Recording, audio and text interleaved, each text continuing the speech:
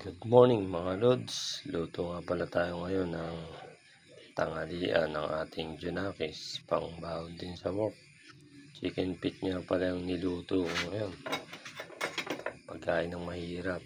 Kasi dinakma ko yung alaga kong manok kagabi. Paalangan nadakma ako. Hindi ko nahuli. Lumipad yung katawan. Kaya paa muna tayo. Lagyan natin ng asin. Malapit na lumambot eh. Ming. Panis na naman si Idol Boy Logro nito. Ming. Ay. Ming. Panis na naman si Idol nito. Idol Chef Boy Logro. Matututo ka sa akin magluto. Pag namit mo ako, tuturuan kita.